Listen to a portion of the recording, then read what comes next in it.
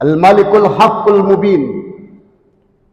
Subhanaka la ilma lana illa ma 'allamtana innaka antal alimul hakim. Hasbunallah wa ni'mal wakil, ni'mal maula wa ni'man nasir. La haula wa la quwata illa billahil aliyil azim. Allahumma salli wa sallim wa barik ala sayyidina Muhammad wa ala alihi wa sahbihi ajma'in. Amma ba'd. Qala Allah Ta'ala azza wa jalla fil Qur'anil azim. A'udzu billahi minasy syaithanir rajim.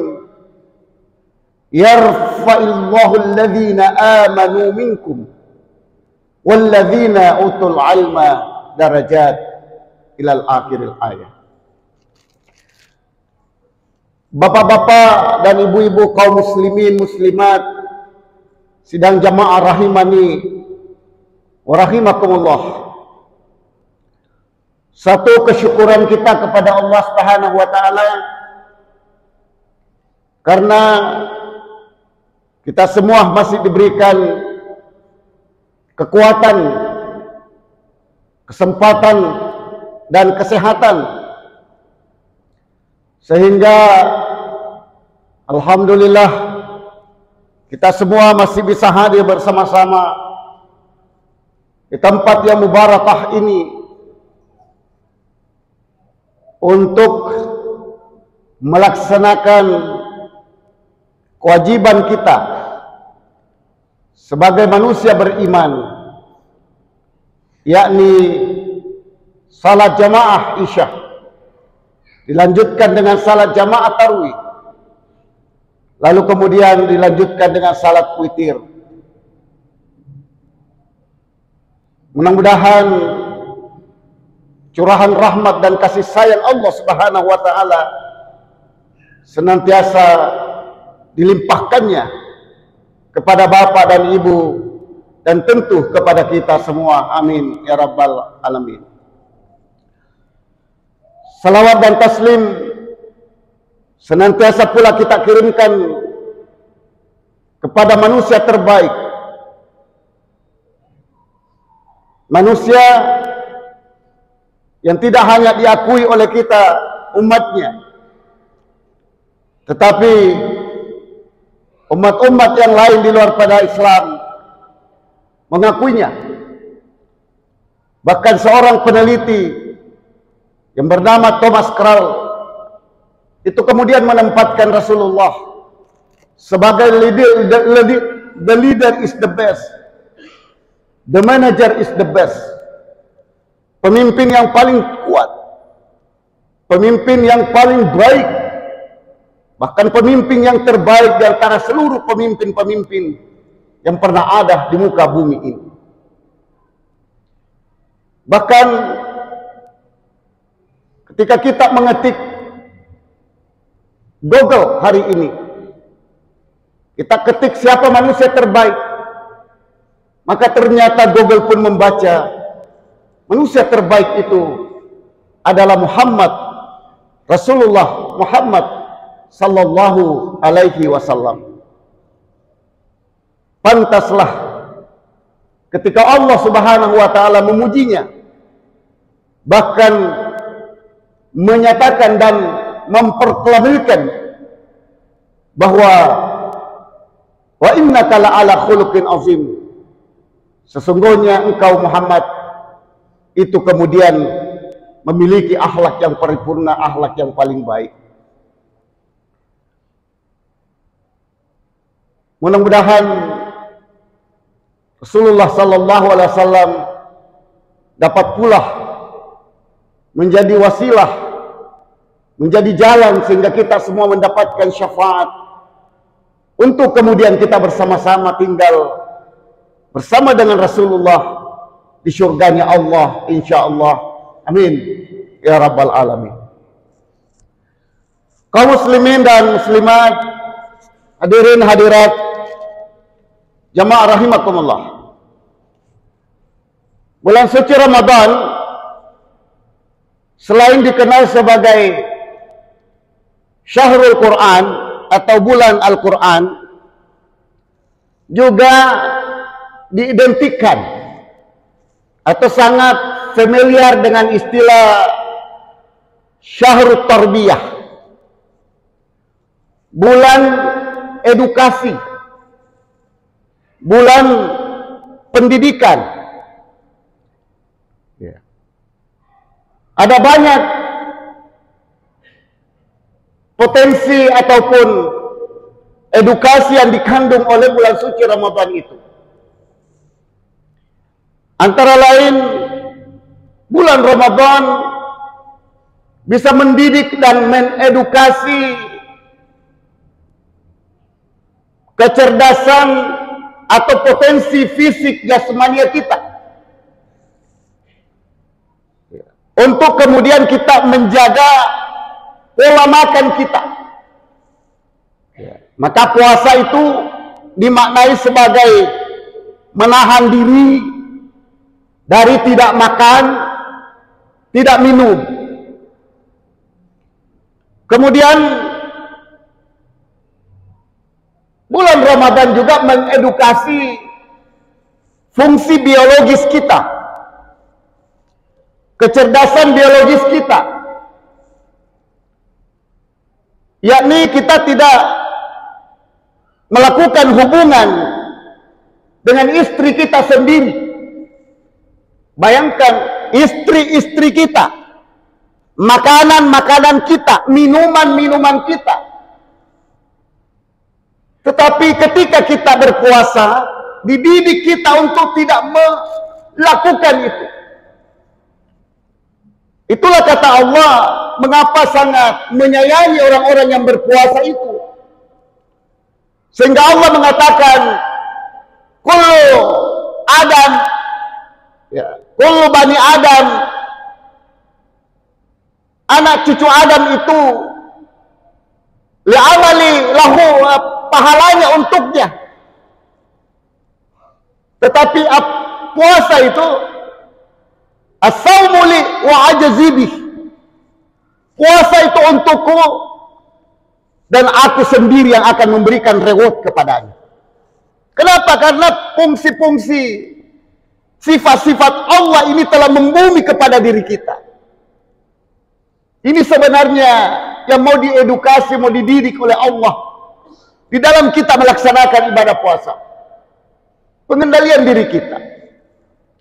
Belum lagi edukasi moral, sifat-sifat sabar, sifat-sifat jujur, sifat-sifat amanah, sifat-sifat ikhlas.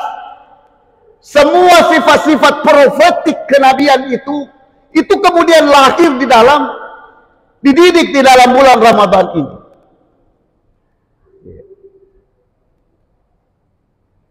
Hadirin sidang jamaah rahimakumullah. Nah, satu hal yang kemudian menjadi fokus perhatian kita untuk menjadikan momentum Ramadan ini untuk mentarbiyah, untuk mengedukasi dan mendidik itu adalah bagaimana kita mendidik anak-anak kita agar menjadi generasi-generasi yang saleh, generasi-generasi yang salehah. Kenapa?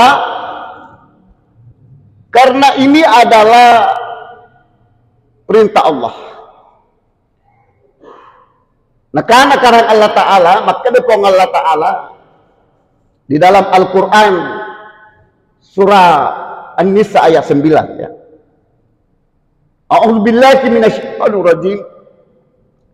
Wal yakhshal ladzina law taraku min khalfihim zurriyatan di'afan.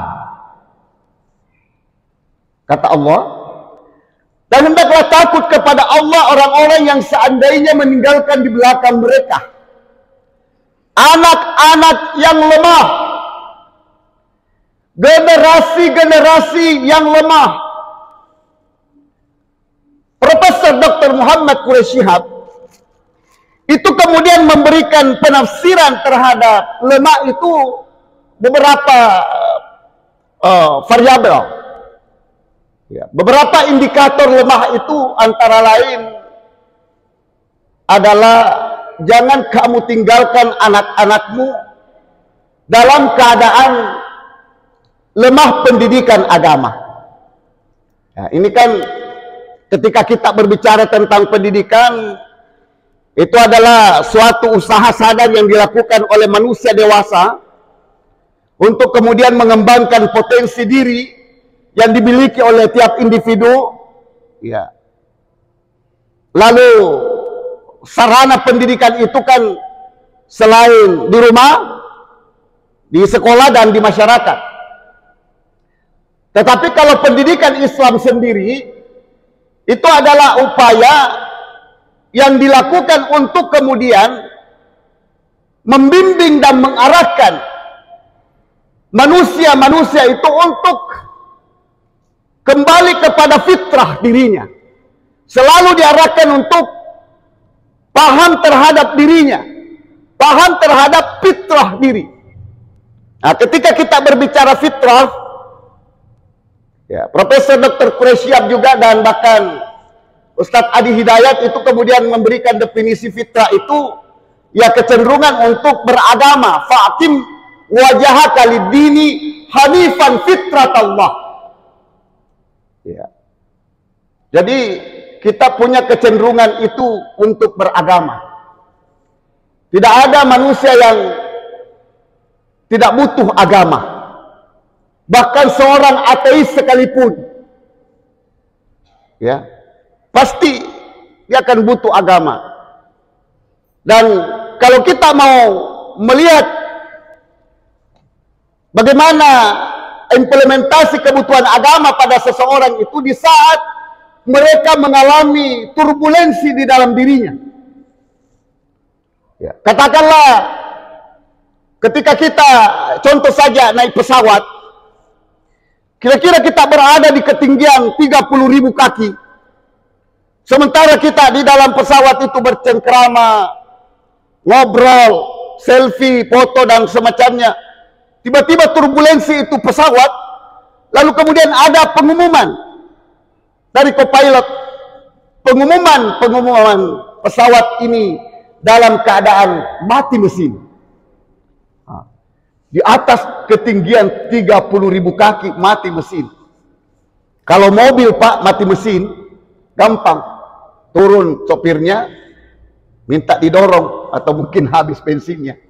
Tapi kalau pesawat yang mati mesin di atas ketinggian 30.000 kaki, siapa yang mau minta didorongin di pesawat? Saya kira disitulah kemudian muncul semua baca-bacata. Engkemanen itu bacata. Ya, engkemanen nih di Pak Guru ngekir di tomat-tomata engkemanen kita baca. Oh puang, pasalama kapuang. Ya. Nah, ini menurut Profesor Dadang Hawari, manusia itu akan mencari Tuhan di saat dia dalam tingkat kecemasan, tingkat kekhawatiran yang sangat tinggi. Barulah kemudian dia akan mencari Tuhan. Sama dengan Fir'aun. Fir'aun itu Bapak dan Ibu, nanti mau mati ketika ajalnya sudah ada di ubun-ubun, kan sombong sekali itu Fir'aun.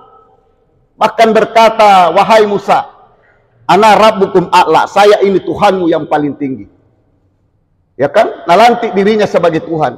Kalau komunis ateis hari ini, saya juga belum pernah membaca ada melantik dirinya sebagai Tuhan. Kecuali Le Eden, dia lantik dirinya menjadi malaikat Jibril. Ya, itulah hebatnya polisi Indonesia karena biar malaikat juga sudah ditangkap. Ya. Nah, kita kembali, ini potensi diri, fitrah diri, itu pada saat-saat kita mengalami kecemasan yang tinggi muncul itu. Ketika dia senang, ketika dia gembira, ketika dia bahagia, biasanya lupa itu.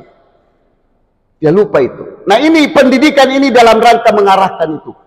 Nah, tugas kita sebagai orang tua adalah bagaimana mendidik, mengarahkan, membimbing anak-anak kita ini untuk kemudian menjadi manusia-manusia yang unggul, manusia-manusia yang cerdas, manusia-manusia yang berkualitas, manusia-manusia yang saleh dan salehah. Tapi Bapak dan Ibu, kan ini tidak mudah, Pak. Apalagi dengan tantangan hari ini, media sosial, fasilitas handphone, ya. Nah, itu anak-anak kita hari ini lebih cepat informasi itu sampai ke dia daripada kita orang tua. Menurut penelitian, anak-anak yang lahir, ya, kita yang lahir di bawah tahun 80, hampir dipastikan masih ada yang belum mampu menggunakan itu handphone. Tapi anak-anak yang lahir di atas tahun 80 sampai hari ini, generasi Z, generasi milenial, oh itu hebat semua. Dan percepatannya cepat sekali, Pak. Pernah ada kasus seorang anak tinggal di rumah neneknya. Mau dilihat ini bagaimana kecepatan informasi. Nah, bilang cucunya, "Nek, saya tidak mau pergi sekolah." "Kenapa, Nak?" "Sakit, Kak." "Tuliskan, Kak, surat." Surat itu ditulis, belum sampai itu surat, ataukah begitu misalnya surat itu tiba di sekolahnya mungkin, datang kemudian guru dan kepala sekolah menjenguk. Dia bilang neneknya, "Sembunyi kok cucu." "Kenapa, Nek?" "Saya sudah menulis surat bilang sakit kok." Nanti dia bilang, "Bohong-bohong, Kak." Dia bilang, "Nenek yang sembunyi." "Kenapa nak saya, cu?" "Sudah WA itu guruku tadi bilang tidak ke sekolah, Kak, meninggal ki nenekku." Ya coba. Nah, kira-kira yang mana percepatan informasi ini sampai WA ataupun surat itu? Mungkin suratnya belum sampai, tetapi WA itu sudah tiba duluan. Nah, ini tantangan anak-anak kita hari ini. Kita tidak bisa memikirkan ataupun mempotret kira-kira anak kita ini bisa tidak seperti kita cara beribadahnya. Yang kita khawatirkan itu anak kita, apakah dia tidak meninggalkan salat? Ada afus salata, generasi-generasi yang meninggalkan salat. Ini yang kita khawatirkan. Seperti khawatirannya Nabi Ibrahim, "Aku tidak khawatir kalau anak saya tidak makan setelah saya meninggal. Ma ta'kuluna min ba'di." Yang paling aku khawatirkan, ma ta'buduna min ba'di, agamu sembana. Apa yang kau sembah, dan siapa yang kau sembah setelah aku, nenekmu atau orang tuamu meninggal nanti. Ini yang paling penting, Pak, karena berat sekali nih untuk menciptakan generasi-generasi saleh. Tetapi kita harus optimis. Kita tidak boleh pesimis. Al-Quran telah menunjukkan bagaimana metode untuk mendidik anak-anak kita itu menjadi anak-anak yang saleh. Mengapa ini penting anak saleh dan salehah, Pak? Karena ternyata menurut Profesor Nasaruddin Umar, inilah investasi dunia akhirat kita. Kalau dalam teori ekonomi ada income pasif, ada income aktif, maka di dalam ibadah, di dalam beragama ada juga income aktif, ada juga income pasif. Income pasif itu walaupun kita sudah meninggal, tetapi pahalanya terus mengalir. Itulah doa anak soleh. Maka kata Rasul, "Iza mata ibnu Adam, narekomateni anak pona Adam. In kata amaluhu, pertemanan ini terputuslah semuanya. Illa ausalasin, kecuali 3. Salah satu diantaranya itu adalah awaladun salih yad'ulahu, anak yang mendoakan orang tuanya." Jadi jangan kita mengatakan anak kita sudah saleh, Pak, tapi memang kanaka ijarinna milodoanya ki au tanda-tanda acilakang. Maka agama mengajarkan metode mendidik anak agar menjadi anak yang saleh. Pertama, pada ceni tepukna, perbaiki akidahnya anak-anak kita, Pak. Tauhid keimanannya tepat melalui Allah Ta'ala. Ada yero anak-anak tak tepat bupi resenya puang. Apalagi pemikiran-pemikiran sekarang, Pak. Aliran-aliran macam-macam. Ada yang muncul aliran hakikinya hakiki. Ya tahu? Nah, itu kemudian dia mengatakan tidak perlu sembahyang. Nanti kalau berkumpul di padang mahsyar, ndak usah di Karebosi saja. Ya. Ada lagi aliran di Goa Pual Laklang menjual kartu surga 50.000 harganya, sudah bebas masuk surga. Ya kan? Ini macam-macam Pak ini. Kalau tidak dibentengi anak-anak kita ini, makanya pendidikan Luqman di dalam Al-Quran bisa kita baca di dalam surah Luqman ayat 13. Apa yang pertama pesannya, nasihatnya Luqman? Luqmanul Hakim bukan nabi, tetapi diabadikan oleh Allah dalam Al-Quran sebagai satu surah karena cara mendidik anaknya itu luar biasa. Ya bunayya, hai anakku, la tusyrik billah. Jangan mensyirikatkan Allah. Ini yang pertama. Berarti pendidikan keimanan, akidah. Ini juga yang ditanamkan pertama Rasulullah selama berdakwah di Mekah. 13 tahun di Mekah. Mata kuliahnya 13 semester. Hanya masalah akidah saja. Nanti kemudian pindah ke Madinah. Baru beralih kepada materi-materi yang lain. Kenapa? Maka Nabi ta narekoma kesingi akidana ummaku. Matapai di pong Allah Ta'ala. Saya yakin mudah untuk melaksanakan amalan-amalan yang lain. Tapi nareko masalah ni akidana umatku, masalah ni keimanan umatku, kehancuran buat generasi-generasi yang ada. Makanya pendidikan akidah. Yang kedua, jamaah Jumat rahimakumullah, apa pesan Luqman dan sama dengan pendidikan ajaran Islam ini? Tapada ceni ibadah anak-anak. Perintah anak-anak mesempajang. Ya, akimis salah ya bunayya, akimis salah ayat pada ceni sempajamuna.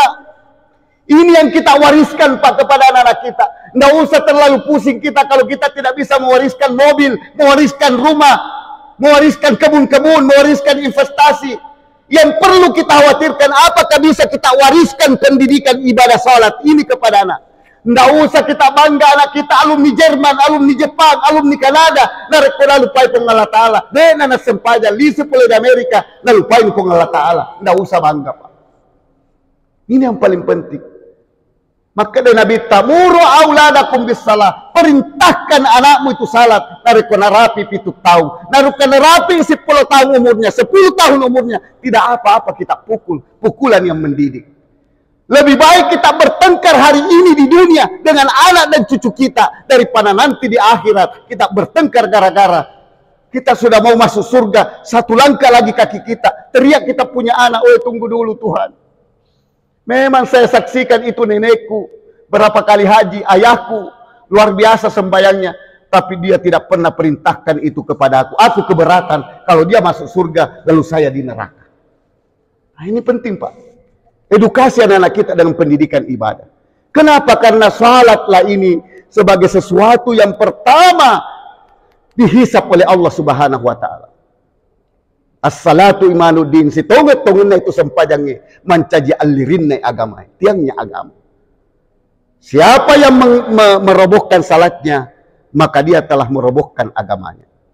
Yang terakhir sekali adalah pendidikan akhlak. Ya, pendidikan akhlak. Ayat yang dibacakan oleh Ustadz Muhammad Dong tadi itu sangat bagus sekali. Wa qada rabbuka alla ta'budu illa iyyahu wa bil walidaini ihsana. Ya, ajari anak-anak kita itu. Apakah anak-anak kita sekarang dari mulut-mulutnya itu masih keluar kata tabe, puang, ya, jeke dolota apa masih mapatabe? Idi, ya, tabe atamaki, apakah masih ada kata-kata itu? Ya, jangan sampai anak-anak kita kemudian hilang pendidikan akhlak di dalam dirinya. Dan Rasul mengatakan, inilah tujuan utama aku diutus. Innama bu'istu liutammi makarimal akhlak. Masih ada metode pendidikan oleh Profesor Dr. Abdullah Nasi Ulwan di dalam kitabnya Tarbiyatul Aulad. Tetapi sayang sekali, waktu tidak cukup untuk kemudian kita mengurai satu persatu tentang bagaimana metode menjadikan anak-anak kita menjadi anak yang saleh dan saleha dalam kitab yang saya baca itu. Mudah-mudahan pada kesempatan yang lain. Ikan gabus, ikan cepah, lebih cepat, lebih bagus. Burung irwan, burung cendrawasih. Cukup sekian dan terima kasih. Nasrun minallah wa fathun qarib. Nun wal kalam wa mayasdurun. Assalamualaikum warahmatullahi wabarakatuh.